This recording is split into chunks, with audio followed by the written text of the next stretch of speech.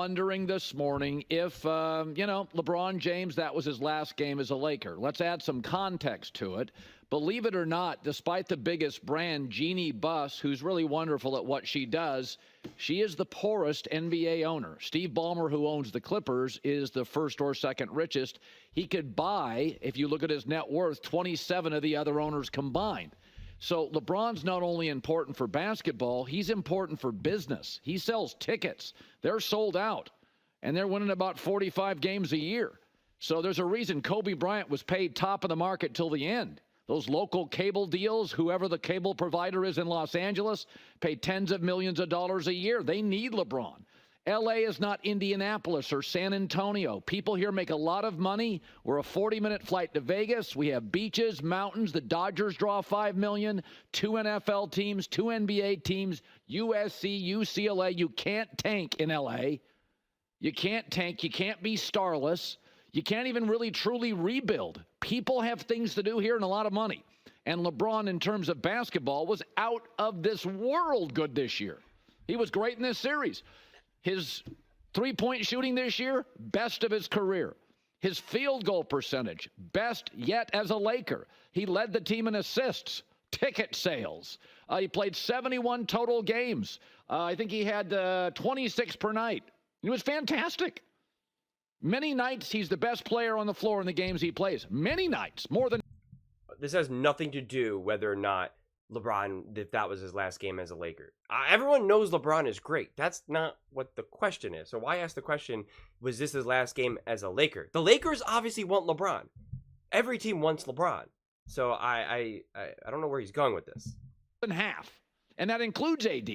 And he and AD play well together, and he and AD get along really, really well. LeBron's always loved the guy that'll do the dirty work on rebounding and defense. LeBron doesn't want to do that stuff. He wants to get out in the break and shoot his threes. And AD is banged up and playing 70-plus games. He's a great defender, in my opinion, the best defender in the league. And AD just had his best year ever as a pro. He was fantastic. Jokic had to work for every point in this series. So LeBron wants to be a Laker. And here's the good news. When they made that AD trade with the Pelicans, it kind of trapped them for a couple of years, NBA regulations. They now can trade 3 first-round picks this year. They only have 1, but they can trade 3 without getting into the weeds. It's due to the AD deal. And D'Lo's coming off the books. So they're going to need a star, and they're going to go get a star. Donovan Mitchell, Trae Young. So my guess is LeBron's... Stop with the Trae Young. Trae Young is not a great player. He is not a star. So stop acting like if you get Trae Young, that suddenly that the Lakers are going to be this great team. If you want to win, you need someone more than Trae Young. Donovan Mitchell, I get. Trae Young, absolutely positive. Now, you want someone who comes up small in the playoffs, just like D'Angelo Russell? Go ahead. Stays. There's no reason to move him for business. No reason to move him for basketball. I would absolutely have no problem committing for 2 or 3 more years. He's going nowhere. You know, you can draft his son if you want, but LeBron's still a really, really elite player. And he was in this series against a physical Denver team. But if you start looking at the West, just the West, forget the Celtics.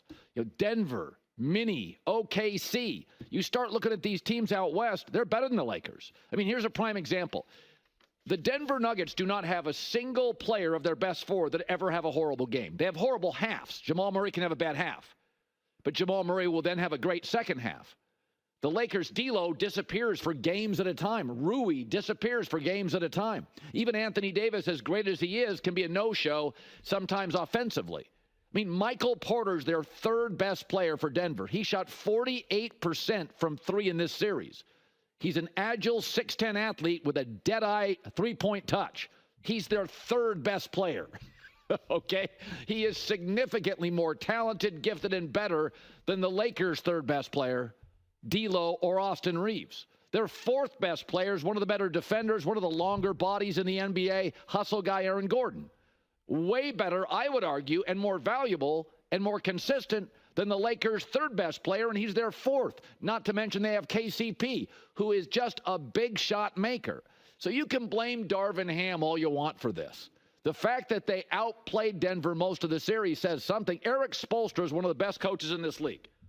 over the last 15 years, 10 years, one of the best coaches. He's getting worked in his series. Why? The reality of his roster. The Lakers roster is top heavy. There's no bench. Their third best player, D'Lo, sometimes is a no-show, almost always against Denver. Well, what do you want from Darvin Ham? He got the Lakers ready to play. I thought they outplayed Denver again last night. But at no point, even when the Lakers led, that I think, oh, Denver's in trouble. Every time these two teams play, it always looks the same. Okay. That's not selling your argument, then, that LeBron should stay a Laker.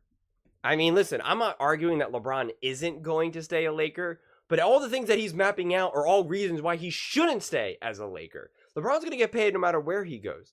But if you're saying that the talent isn't good, and how are you supposed to compete against Minnesota? You're not a Trae Young away from being able to compete with Minnesota, OKC, and Denver, okay?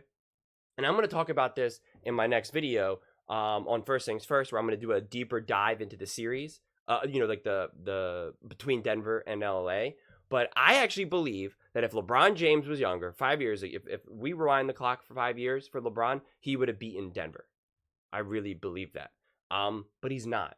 And so he's progressively only going to get more and more tired. These 7-game series will only get more exhausting. So if we could freeze exactly who he is right now and maybe improve this roster, you can make that argument. All right, he can, he can battle. But the reality is one, we know we can't count on AD staying healthy. And two, LeBron isn't going to stay the same. He is slowly going to decline. So that means you need an even. So if you were, let's just say you were a Trae Young away in this identical team, the next season you're not going to get the identical AD and LeBron. You're going to get a slightly worse or inconsistent. So therefore, you are no longer a Trae Young away. You are a Trae Young plus 5, 6, 7 of something else that you need. I meant like point, like whatever it is, points.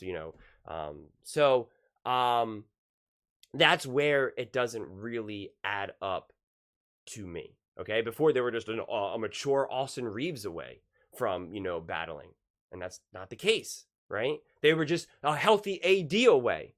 That's just not the case.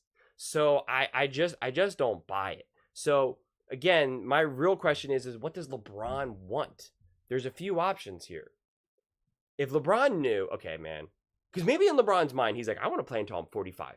I know I'm kind of dancing around this whole thing. I'm not going to just say it out loud, but I actually want to play. I can play for the next 5 years. I know I'm going to slowly decline, but this is what I want. It all depends on then what he wants and where he wants to go. Does he want to win a championship? Is that at the top of his list of things that he wants to do? If it is, then he'll be better off moving somewhere else. I think he could potentially get better pieces in LA, but if he really wants to win, his best chance is going somewhere probably out east, joining the Sixers, joining Miami Heat, going back there, maybe even going back to Cleveland. Like there's these other options that he could do that he would be competitive. He'd be able to take over the East, or be incredibly competitive, and then only have to battle the Timberwolves, OKC, or Denver, when it comes to the finals. So that's where that goes. The odds of him being able to build a really formidable team is I just don't see them necessarily doing that to the Lakers. And I've said in my last video for First Take, but it's definitely possible. No one saw Dame going to Milwaukee. Now Giannis wants out of Milwaukee. No one saw AD going to LA. No one saw LeBron going to LA. So you just have no idea. So I think it's definitely within the realm, but unless he gets a true star, and I mean a true bona fide star, not Trae Young, not even a Donovan Mitchell. I mean a guy who we know, is 100% ready to ball. Because maybe LeBron wants to go to New York. Maybe the Knicks, get punched by the Celtics. And now he's like, man, are you kidding me? Me and Jalen Brunson and DiVincenzo and this, that, like, those are some pieces. It's New York. It's a massive city, obviously. Like, so the options are endless. And these teams will want LeBron. So that's if he wants to win. If he wants to play with his son, well, then who the heck knows, right? He's going to probably try to get LA. He'll use his weight to be like, hey, I'm only going to stay if you get my son. Like, I think he would pretty much make that very clear. or as clear as you possibly can. And if they're unwilling, then, again, maybe he's willing to just kind of play out his final years wherever his son is. That's a real possibility. And if it's more just like, hey, you know what? I want to enjoy my life. I'm going to try to win a championship, but I'm not going to go to New York. I'm not going to go to Philly. I'm not going to go to Golden State. Like, you know what? I want my final years to be in LA. I also can see that because when you're playing at LA, even if you're losing, it's still better. It's Hollywood. It's the glitz and glamour. He's treated like a ultra celebrity. He's treated like a celebrity no matter where he is, but it's different in LA. It's obviously different. Anyone who's ever spent time in LA, you just know it. So when he is in the purple and gold, like, it is a different feeling. So when he is fading and getting worse and worse and worse over time, which is what happens when you get older, it's going to be better to do it in LA. It's going to be better to do it with the celebrities. After the game, get to go out for a nice fancy dinner, paparazzi. Like, it's just different. His house is the house out of storybooks. He is a true mega wealthy celebrity, and the way you maximize that just felt experience is in LA, not in Cleveland, not in even Philadelphia.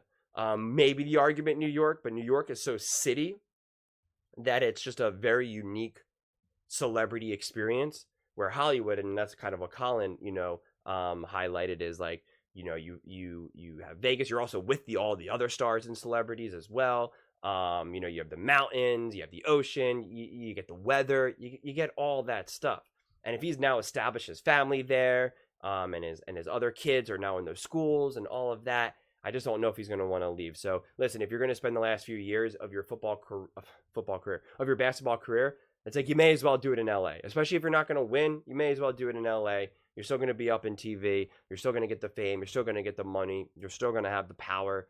And it's just going to be, a more champagne experience, So that's why I could also see him staying with LA. But anyone who's very confident what LeBron's going to do, that's nonsense.